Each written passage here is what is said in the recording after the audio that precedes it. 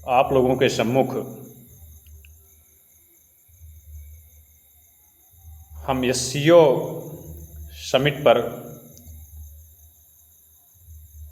एक लेक्चर प्रस्तुत करना चाहते थे, उस पर एक समीक्षा प्रस्तुत करना चाहते थे जो भी घटनाक्रम वहाँ हुए, लेकिन बीच में कुछ ऐसे घटनाएं घटीं कि हमने उसको बदल करके अपने आज इस तात्कालिक विषय वस्तु के साथ उपस्थित हुए हैं आप लोगों के सम्मुख। और वो घटनाक्रम कुछ यहीं से शुरू होती है कि ये कोई नई नहीं है। हम लोग पूर्व से ही देखें, प्राचीन से ही देखें तो इससे बहुत पहले ही पश्चिमी देशों का यह अच्छा खासा एजेंडा रहा है। जब हमारे यहाँ तुर्क आए, जब हमारे यहाँ मुग़ल आए, तो वो बल के आधार पर शासन किया करते थे। लेकिन जब हमारे यहाँ अंग्रेज़ों का आगमन हुआ तो इन्होंने बल के बजाय चातुर्य और छल का ज़्यादा जो है सहारा लिया, और वह छल था बांटो और राज करो की नीति। वह बांटो और राज करो की नीति केवल 1905 में कर्जन के द्वारा किए गए बंगाल विभाजन से ही जो है दूर समाप्त नहीं हो जाता है वह अध्याय, अपितु वह अध्याय आज भी विद्यमान है। मैं एक एक करके इन विषय वस्तुओं पर आपके सम्मुख संक्षेप में अपनी बात रखने का प्रयास करूंगा। कोशिश करेंगे कि आप अंत तक इसको देखें, सुने, जिससे कि कम से कम जो वैश्विक घटनाक्रम में चीज़ें घटित हो रही हैं और जिस प्रकार से थोड़ा सा सोशल मीडिया चीज़ों को अपने अपने हिसाब से कोई उसमें सत्ता पक्ष के लिए बात करता हुआ नज़र आता है बढ़ा चढ़ा के, तो कोई इस प्रकार से चीज़ों को पूर्वाग्रह से ग्रसित होकर के आपके सामने प्रस्तुत किया जाता है। वह एक विडंबना का विषय है। हमारे प्रयास रहता है कि चीज़ों को वस्तुनिष्ठ तरीके से आपके सामने प्रस्तुत किया जाए, जिसमें किसी भी प्रकार के पूर्वाग्रह और अन्य चीज़ों के लिए कोई स्थान न हो, क्योंकि हमारा उद्देश्य होता है कि वैश्विक घटनाक्रम में जो चीज़ें चल रही हैं उनसे आपको अवगत कराएं और राष्ट्र और समाज के लिए क्या सही है क्या गलत है उस पर भी आपके लिए एक सोच विकसित कर सकें। चलिए, 1905 में किए गए कर्जन के दुर्जन प्रयास का वहीं खात्मा नहीं हो जाता है, अपितु वो दुर्जन प्रयास और वो कर्जन के रूप में अलग अलग चेहरे के दुर्जन व्यक्ति आज भी जीवित हैं। अभी भी पश्चिमी विचारधारा समाप्त नहीं हो गई है, अभी भी पश्चिम का छल और प्रपंच वह समाप्त नहीं हो गया है। एससीओ में समिट चलती है और समिट में माननीय प्रधानमंत्री मोदी जी भी अब की बार 7 सालों के बाद चाइना का दौरा करते हैं। वहाँ पर पुतिन, मोदी जी और जिनपिंग का एक त्रिपक्षीय बैठक होती है और उसके पश्चात द्विपक्षीय भी बैठकों का आयोजन किया जाता है, जिसमें 40 मिनट का बैठक और जिनपिंग साहब के साथ निर्धारित थी और 45 मिनट का व्लादिमीर पुतिन साहब के साथ। होता क्या है कि निर्धारित बैठक से लगभग 1.5 गुना ज़्यादा समय तक मोदी जी की बातचीत पुतिन के साथ चलती है, जिनपिंग के साथ चलती है, लगभग 1 घंटे तक, और साथ ही साथ लगभग घंटों तक बातचीत इनके साथ भी 1 घंटे से ऊपर तक पुतिन साहब के साथ होती है। और यहाँ तक होती है कि पुतिन साहब ऑफर देते हैं, वैसे तो जो 2 राष्ट्राध्यक्ष होते हैं वस्तुतः अपने अपने निजी गाड़ी से ट्रैवल करते हैं, यात्रा करते हैं, लेकिन पुतिन साहब अपना बात रखते हैं कि क्यों ना साथ साथ चला जाए, एक ही गाड़ी में बैठ के चला जाए। मोदी जी कहते हैं क्या हर्ज है हमें। तो साथ साथ बताया जाता है कि लगभग 45 मिनट तक लोग कारे में टैग कर लेते हैं। अब उसमें भी रशियन मीडिया अलग तरीके से उसको प्रस्तुत कर रहा है, लेकिन मैं जहाँ तक मानता हूँ कि पुतिन न केवल एक राष्ट्राध्यक्ष हैं, बहुत बड़े डिप्लोमेट भी हैं। इससे पहले वो रूसी खुफिया एजेंसी में भी काम कर चुके हैं, तो वो किसी भी चीज़ के सिक्योरिटी और किसी भी चीज़ की गोपनीयता का बड़ा ध्यान रखते हैं। तो मुझे लगता है हो सकता है कि, और जाहिर सी बात है रसिया इस चीज़ से परिचित है कि चाइना भरोसेमंद नहीं है, तो हो सकता है ये भी एक कारण रहा हो। जो भी रहा हो, मैं बहुत ज़्यादा उसमें कोई वो करना नहीं चाहता हूँ। हाँ, इसका प्रभाव अमेरिकी मीडिया पर जरूर पड़ा है, अमेरिकी जनमानस पर भी पड़ा है और अमेरिका के राजनेताओं पर भी पड़ा है। प्रभाव इसका वहाँ दिखता है कि एससीओ जब समिट की बात होती है और मोदी जी जा रहे हैं, उसके एक दिन पहले अमेरिकी विदेश मंत्री मार्को रूबियो का एक वक्तव्य आता है कि देखिए चाइना का दौरा मोदी जी 7 साल के बाद कर रहे हैं, मुझे कोई आपत्ति नहीं है, मुझे कोई दिक्कत नहीं है, लेकिन हम आशा करते हैं कि भारत अपने राष्ट्रीय हितों का ख्याल रखेगा और हमारे और भारत के जो रणनीतिक संबंध हैं वो इतने गहरे हैं कि उसे कोई तीसरा पक्ष जो है प्रभावित नहीं कर सकता है, या कोई जो है केवल और केवल एक आर्थिक मुद्दा भारत के साथ हमारे संबंधों को निर्धारित नहीं कर सकता है। अच्छी बात आप कह रहे हैं, स्वागत योग्य बात आप कह रहे हैं, मानते हैं निर्धारित नहीं कर सकता है, लेकिन यह सुर कायम नहीं रहता है। जब मोदी जी का इनके साथ त्रिपक्षीय बैठक होती है, फिर द्विपक्षीय दोनों के साथ बैठक होती है, तो उसके बाद जो वक्तव्य आता है, जो संयुक्त घोषणाएं की जाती हैं प्रेस कॉन्फ्रेंस में, उसके पश्चात अमेरिका बिफरा बिफरा दिखता है और पुनः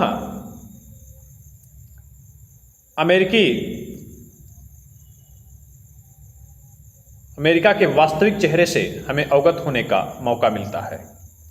शायद आप लोग सरकारी स्कूलों से पढ़े होंगे, प्राइमरी स्कूलों से पढ़े होंगे, तो हम लोग पढ़ते थे, एक किताब आती थी हिंदी की और उसमें पाठ का नाम था पूंछ हिलाने वाला भेड़िया। तो मैं बहुत ज़्यादा डिटेल में उस चीज़ को रखूँगा नहीं, मैं तो एक रेफरेंस देना चाहता हूँ आपके सम्मुख कि वह भेड़िया किसी कारण से एक गड्ढे में गिर जाता है और बगल से मेमना गुजर रहा था। मेमना बहुत ही चालाक था, जंगल के सारे रहस्यों के बारे में उसकी माँ ने उसको समझा रखा था। तो भेड़िया कहता है कि भैया मैं कुत्ता हूँ, किसी कारणवश यहाँ से गिर गया हूँ और मैं बहुत ही शरीफ कुत्ता हूँ और मैं चाहता हूँ कि आप हमें यहाँ से बाहर निकालने में मदद करें। वो कहता है कि आपका चेहरा मोहरा तो कुत्ते का लगता नहीं, आप तो भेड़िया लगते हैं। तो वो कहता है कि नहीं, मैंने कई तरीके से उनको समझाने का, उस मेमना को का विश्वास जीतने का प्रयत्न करता है भेड़िया। जब वो सफल नहीं होता है तो अंततोगत्वा कहता है कि आपको विश्वास नहीं पड़ रहा है तो कुत्ता दुम हिलाता है ना, पूंछ हिलाता है ना, मैं दुम हिला के और पूंछ हिला के भी तुमको दिखा दे रहा हूँ, तब तो तुम मानोगे ना कि मैं भेड़िया नहीं हूँ। पूंछ भी हिला दिया, तुम भी हिला दिया। उसके बाद भी मेमना कहता है कि नहीं, मेरे संतुष्टि के लिए कुछ मेरे और भी प्रश्नों का आप जवाब दीजिए। तब वहाँ पर भेड़िए का सब्र खत्म हो जाता है और वह बहुत तेजी से अपना मुख फाड़ते हुए मेमने को डांटता है, और जैसे डांटता है तो तैसे उसके नुकीले जो दांत होते हैं वो मेमने के सामने प्रस्तुत हो जाते हैं और मेमना समझ जाता है कि ये भेड़िया है। कुछ यही चीज़ें आज अमेरिका के साथ हो रही हैं। अभी तक जो दोस्ती का दुहाई दिया करते थे लोग, अचानक अपना असली चेहरा दिखा दिए। असली चेहरा वहाँ से शुरू होता है पीटर नवारो के वक्तव्य से। क्योंकि अमेरिका की एक समस्या रही है कि हर रीति से येन केन प्रकारेण स्वगुरूर व बादशाहत को कायम रखने की कोशिश वो लोग करते हैं और इसके लिए वो सब कुछ करने के लिए सहर्ष तैयार रहते हैं। ये जैसे आप कहिए कि जो है शाम दाम भेद दंड सब कुछ के लिए तैयार हैं, जहाँ जिसकी आवश्यकता हो, बशर्ते कि अपनी बादशाहत और अपना गुरूर कायम रखे। कुछ वही काम किया है पीटर नवारो ने। इससे पहले आप देखेंगे तो अमेरिकी वक्ताओं के द्वारा भी भारत में तोड़ फोड़ का एक प्रयत्न किया गया। इनकी अपनी नीति है और उन्हें ज्ञात है कि भैया भारत में एक काम किया जाए कि कुछ ऐसा किया जाए, कुछ ऐसे कदम उठाए जाएं, कुछ ऐसी परिस्थितियां पैदा की जाएं कि भारत अपने आंतरिक समस्याओं में ही इतना उलझ जाए कि वो हमारे खिलाफ कोई कदम ही ना उठा पाए। यही काम पीटर नवारो ने किया। सबसे पहले वहाँ पर कुछ अमेरिकी विशेषज्ञ बात करते हैं कि भारत रसिया से तेल इसलिए खरीद रहा है क्योंकि वह कुछ बड़ी कंपनियों को लाभ देना चाहते हैं। बड़ी कंपनियों को लाभ दे रहे हैं, वहाँ पर कुछ कंपनियों को लाभ देने के लिए मोदी जी ऐसा कर रहे हैं और वो कहीं ना कहीं इससे जो है भारत के हितों के साथ खिलवाड़ कर रहे हैं। अब चूंकि ट्रंप साहब की विदेश नीति में मुझे नहीं लगता है कितनी पकड़ है, क्या है, वो एक जो है नेगोशिएटर हो सकते हैं, लेकिन थोड़ी सी उनकी जो भाषा शैली है, उनकी जो थोड़ी बातचीत करने की आदत है, मुझे लगता है जैसे एकदम से फ्रस्ट्रेशन में हूँ। क्योंकि वो इससे पहले क्या कहते हैं कि भारत और पाकिस्तान सदियों से एक दूसरे के खिलाफ लड़ते रहे हैं। तो आपको पता होना चाहिए, या उनकी समस्या सदियों से जो है जुड़ी हुई समस्या है, सदियों पुरानी समस्या है। तो महोदय आपको पता होना चाहिए कि भी एक सदी जो है पाकिस्तान के पैदा हुए नहीं हुआ, और आप कहाँ से सदी, और हो सकता है अगली बार आप आएँ तो 1000 साल का दें, फिर उसके बाद आप 1 करोड़ वर्ष का दें, फिर आप मिलियन बिलियन में कुछ जा सकते हैं। भाई आपकी कोई बात नहीं है, आप महान आदमी हैं। लेकिन उस समय इस प्रकार का वक्तव्य रखते हैं। लेकिन अमेरिका को एक चीज़ समझ में नहीं आता है, उसको भारतीय समाज की जो है शायद पहचान नहीं है, और इसीलिए कहा जाता है कि आप उतने बड़े राजनीतिज्ञ हो सकते हैं कि जितने ज़्यादा आपको कहीं की भूगोल, इतिहास और सोशल तथा कल्चरल जानकारी हो आपको चीज़ों की। तो इसमें वो थोड़ा बड़ा कमज़ोर दिखते हैं। उनको केवल इकोनॉमी के सिवाय और कुछ आता वाता नहीं है। इतिहास का ना उनको ज्ञान है, न कहीं के समाज का ज्ञान है, संस्कृति का ज्ञान है। उनको इतना भी नहीं पता है कि उनके जो प्रतिपक्षी पार्टी वहाँ डेमोक्रेट है, उस पॉलिटिकल पार्टी का चुनाव चिन्ह गधा है। तो वहाँ एक चुनाव चिन्ह केवल गधा है, और इसको अन्यथा में मत लीजिएगा। भारत में गधों की, 2 पैर वाले गधों की एक फौज है। आपके इस इकोनॉमिक परिप्रेक्ष्य और बड़े बड़े वैज्ञानिक बातों का भारत पर कोई प्रश्न जो है वो बहुत ज़्यादा फर्क पड़ने वाला नहीं है। यदि भारत को आप इंटरनल तौर पर डिस्टर्ब करना चाहते हैं तो 2 मुद्दे हैं। एक मजहब के आधार पर आप यहाँ कार्ड खेलिए, और दूसरा जातिगत। तो ट्रंप साहब ने कहा कि तो मजहब वाला ही खेल देते हैं। तो उनके सलाहकारों ने उनको बताया कि भैया एक काम कीजिए, आप ऐसी गेंद मत फेंकिए कि जिस पर कोई 6 रन मारे, आप उसकी कमज़ोर गेंद फेंकिए। मजहब के आधार पर आप कार्ड खेलेंगे तो बीजेपी वाले इसमें माहिर हैं, मोदी जी इसमें माहिर हैं। उनको भाई लगता है, देखिए मैं खुल के बात करता हूँ, उनको लगता है कि एक वर्ग का मजहब में हमको वोट वैसे भी नहीं मिलना है। तो अगर आप कहा भी दे रहे हैं कि उनके साथ वो अन्याय कर रहे हैं, उनके साथ, तो कहीं ना कहीं आप उनको और मजबूत बना रहे हैं। 5 साल सत्ता में रहने वाले हैं, 15 साल आप रख रहे हैं, तो ये आपके लिए उल्टा पड़ जाएगा दांव। तो वह क्या करें? उन्होंने कहा जातिगत कार्ड। उन्होंने कहा जातिगत कार्ड में क्या किया जाए? तो पीटर नवारो को लगा दिया गया, जो उनके सलाहकार हैं ट्रंप साहब के। अब पीटर नवारो की थोड़ी सी हिस्ट्री देख लिया जाए। पीटर नवारो इससे पहले ब्लिंकन साहब के साथ भी काम कर चुके हैं, बराक ओबामा साहब के साथ भी काम कर चुके हैं, और जब बराक ओबामा साहब के साथ वो काम कर रहे थे तब वो ग्लोबलाइजेशन के समर्थक थे। एलपीजी लेके आया, वेस्टर्न वाले एलपीजी लेके आए, और जब तक एलपीजी लाके और दुनिया को चूसने का इनका अपना इरादा था तब तक एलपीजी चला।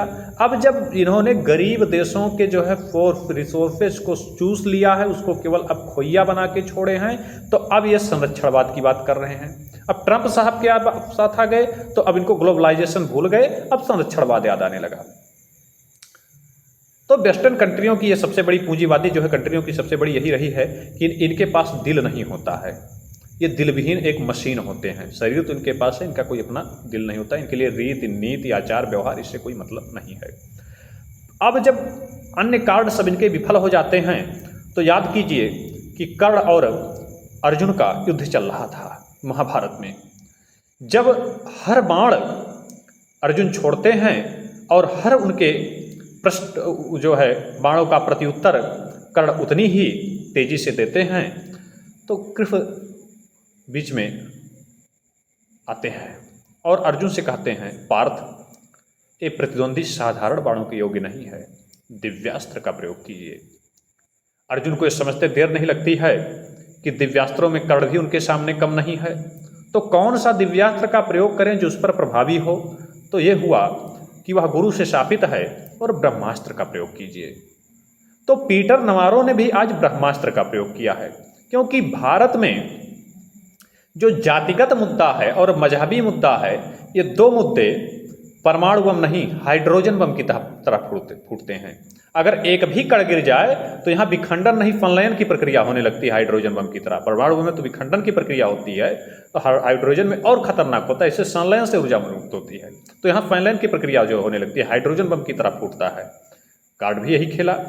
इन्होंने कहा कि ट्रंप साहब रूस और चीन के इसलिए करीब जा रहे हैं क्योंकि वह भारत में एक वर्ग है ब्राह्मण, जो प्रभावशाली वर्ग है और उसको लाभ पहुंचाना चाहते हैं। ये ब्राह्मणों के हितों की कीमत जो है सारे भारतीयों के 140 करोड़ भारतीयों के हितों से जो है लगा रहे हैं। इनको भारत के हित नहीं प्रिय हैं, इनको केवल एक वर्ग विशेष के हित प्रिय हैं। और चूंकि नवारो साहब को पता है कि यहाँ पर जातिगत आप कार्ड खेलेंगे तो इसका प्रभाव दिखेगा। छोटे छोटे चुनाव होते हैं, विपक्षी दलों को इस मुद्दा भी चाहिए और भारत में उसका प्रभाव भी दिखता है। कांग्रेस के बड़े पुराने नेता हैं, कई पार्टियों से, पॉलिटिकल पार्टियों से इनका नाता रहा है। जब 2-4 जगह लात खाए तो हमारे यहाँ राजनीतिक दलों का मतलब ये होता है कि लतखोराई, यहाँ से लात खाइए वहाँ जाइए, वहाँ से लात खाइए वहाँ जाइए, वहाँ फ़ायदा हो वहाँ जाइए, वहाँ फ़ायदा हो वहाँ जाइए। जीतन राम मांझी जी का नाम आप सुनेंगे तो जो रामचरितमानस की प्रति जलाते हैं, आज जो बीजेपी के स्टार प्रचारक बन के बैठे हुए हैं, आज जो सबसे बड़े राम भक्त हैं, गले में जो है दुपट्टा डाल लेते हैं, जैसे कुत्ते के गले में पट्टा पड़ता है वैसे लोग दुपट्टा डाल लेते हैं, जहाँ गए उसी कलर का दुपट्टा आ गया। तो ये पालतू कुत्ते हैं, कोई पॉलिटिक्स में भाई कोई हो तो उसको अन्यथा में मत लीजिएगा, मेरा स्वभाव है, मैं ऐसे ही बात करता हूँ। होता क्या है कि उदित राज साहब सामने आते हैं और वो ट्रंप के बयान को जस्टिफाई करने को, नवारो के बयान को जस्टिफाई करने का कोशिश करने लगते हैं।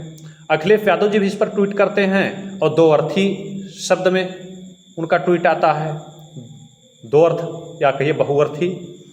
तो इस प्रकार से उनको पता था कि भैया पॉलिटिकल पार्टियां खुद ही इसको जो है अच्छा खासा प्रचार और प्रसार कर देंगी, समाज में चला जाएगा। तो भारत का समाज, मैंने पहले बताया कि यहाँ 2 पैर वाले गधे रहते हैं, इनको कोई चिंतन नहीं करना है, इनको कोई मनन नहीं करना है कि किस परिप्रेक्ष्य में चीज़ें आ रही हैं, बस हाँ यहाँ पर। तो एक शब्द में बस इतने जानिए कि यहाँ ये परमाणु बम की तरह और हाइड्रोजन बम की तरह ये जातिगत मुद्दा और मजाबी मुद्दा कार्य करता है। प्रश्न मेरा एक है कि ये नवारो साहब को कब से भारत की इतनी चिंता होने लगी? नवारो साहब को कब से इतनी चिंता होने लगी? अच्छा, यहाँ कुछ लोग एक और वक्तव्य रख रहे हैं, तर्क रख रहे हैं कि वहाँ उनका ब्राह्मण का मामला जाति से नहीं है, वो इकोनॉमिक परिप्रेक्ष्य में ही है। तो आपको पता होना चाहिए कि आप माननीय ट्रंप साहब के सलाहकार हो, इससे पहले भी आप 2 प्रेसिडेंट के सलाहकार रह चुके हैं। तो जिस देश के कॉन्सेप्ट में आप ये बात कर रहे हैं उस देश के बारे में तो थोड़ा बहुत आपको ज्ञान होगा, क्योंकि आप कोई नए तो है नहीं। बुढ़ापा आ चुकी है, कब्र में जाने वाले हैं, एक पैर मुझे लगता है कब्र में ही खड़ा है आपका। तो मुझे लगता है कि इसको जस्टिफाई करने की कोई आवश्यकता नहीं, विभिन्न तर्कों से भाई आप कीजिए आपके अपने वक्तव्य। मुझे लगता है कि उनका साफ साफ यही है, बांटो और राज करो। इसी परिप्रेक्ष्य में हम आपको बताना चाहेंगे कि किस प्रकार से कोई ये नया इनका नहीं कॉन्सेप्ट है। अफगानिस्तान उसका प्रत्यक्ष उदाहरण है, पाकिस्तान उसका प्रत्यक्ष उदाहरण है, वेनेजुला उसका प्रत्यक्ष उदाहरण है, ब्राजील में भी इन्होंने करना चाहा, किस प्रकार से बोल्सोनारो को समर्थन देके लूला को वहाँ पर आपने कमजोर करने की कोशिश की। यानी इंटरनल मुद्दों में अपने स्वार्थ के लिए, अपने निहित हितों के लिए इनका अपना पुराना अपना इतिहास रहा है कि वो लोग कर्जन में नहीं था, फिर पश्चिम वालों का ये पुराना अपना इतिहास रहा है। आपने ईरान में तालिबान को इसलिए पाला क्योंकि दुनिया में तो आप लोकतंत्र की बात करते हो, दुनिया में आप प्रगतिशीलता की बात करते हो, लेकिन अफगानिस्तान में इसलिए जो है आप पालते हो क्योंकि वहाँ कहते हो कि इस्लाम खतरे में है और इस्लामिक कट्टरपंथिता के नाम पर लोगों को आप पालते हो। जब ये आपके लिए नासूर बनना शुरू कर देते हैं तब समस्या शुरू हो जाती है। अमेरिका की सबसे बड़ी समस्या यह है कि अमेरिका को अगर पाका हो जाता है तो चाहता है कि जितनी दुनिया के लोग हैं सबको पाके का दर्द शुरू हो जाए। यानी वो उनकी पाका सबके जो है पाके की तरह बीमारी हो जाती है, उनका कैंसर सबका कैंसर बन जाए। हमारा जो है फोड़ा मेरा फोड़ा है और अमेरिका का फोड़ा जो है सबका फोड़ा बन जाता है। वही आतंकवाद भारत चारों तरफ जो है दौड़ता थक जाता है, तब वो कहते हैं कि नहीं आतंकवाद नहीं होगा कहीं जो है। लेकिन जब उसमें पेंटागन उसके टारगेट पर आ जाता है तो आतंकवाद वैश्विक समस्या बन जाती है। वही तालिबान जिसको आप पालते हैं पोसते हैं सिर्फ और सिर्फ अफगानिस्तान में अपनी पकड़ को मजबूत करने के लिए, अपनी सत्ता को मजबूत करने के लिए, जब तालिबान आपके लिए समस्या पैदा करता है तब तालिबान वैश्विक समस्या बन जाता है। वही पाकिस्तान, ईरान जो है यूक्रेन और रसिया युद्ध के समय इमरान साहब दौरा कर लेते हैं वहाँ का रूस का, और उसके बाद जब वहाँ पर सेना प्रमुख के चयन की बात आती है तो वो ISI प्रमुख को सेना प्रमुख के तौर पर चुनना चाहते हैं, उनको मुनीर साहब पसंद नहीं थे। वहाँ पर भी आपने इंटरनल पॉलिटिक्स में शहबाज शरीफ को बैठा दिया जिससे कि आप वहाँ अपने मनमाफिक जो है सेना प्रमुख को चयन करवा सकें और अपने मनमाफिक प्राइम मिनिस्टर को बैठवा सकें, जिससे आप मनमाफिक निर्णय ले सकें। और उसका प्रत्यक्ष प्रमाण दिख भी रहा है कि एक भांट की तरह गाता है और दूसरा पूरा करता है। एक कहता है नोबेल दीजिए, दूसरा कहता है हाँ इनसे बेहतर योग्य व्यक्ति कौन हो सकते हैं। तो ये सारी चीज़ें आपको दिख रही हैं। बांग्लादेश में आप देखते हैं तो इनसे पहले जो थे बाइडन साहब, मैं केवल ट्रंप को नहीं क्रिटिसाइज कर रहा हूँ, ये इनके नेचर में है वेस्टर्न वालों के। बाइडन साहब ने क्या किया वहाँ पर उनको फत्ता से बेदखल करवाया, शेख हसीना को। और क्या शेख हसीना के जाने के बाद, यूनुस साहब के आने के बाद कितना बांग्लादेश ने प्रगति किया है आप जानते हैं। बांग्लादेश ने कितना प्रगति किया आप प्रत्यक्ष प्रमाण के तौर पर उसको देख सकते हैं। और मैं कहता हूँ कि यहाँ पर अगर इकोनॉमिक परिप्रेक्ष्य में भी आप बात करते हो भारतीय हितों की, कि जो है यहाँ एक बड़ा वर्ग जो है कमा रहा है, तो जब आप उस पर ट्रेड वार्ता करते हो और ट्रेड वार्ता में भारत में कृषि और डेयरी सेक्टर में अपने लिए खुलापन मांगते हो, फ्री ट्रेड एग्रीमेंट करना चाहते हो, तब आपको ये नहीं जानते हो कि भैया डेयरी और कृषि सेक्टर में भारत का कौन सा वर्ग लगा हुआ है। क्या अंबानी साहब जो कृषि कार्य करते हैं, डेयरी पालते हैं? क्या अडानी साहब डेयरी का काम कर रहे हैं? यहाँ पर मझोला वर्ग काम कर रहा है, और कृषि सेक्टर में तो निम्न वर्ग जो भारत का है काम कर रहा है। तब वहाँ पर आपको निम्न वर्ग की जो है पीड़ा नहीं दिखाई देती है, तब आपको वहाँ पर निम्न वर्ग का हित नहीं दिखाई देता है। यहाँ हम इतने चाहेंगे कि हम लोग इनके कुत्सित प्रयासों को समझते हुए आपसी एकता, भाईचारा और राष्ट्र की अखंडता को बनाए रखें, अछूड़े रखें, और कभी भी ऐसी कुत्सित शक्तियों के पुनः शिकार ना बने।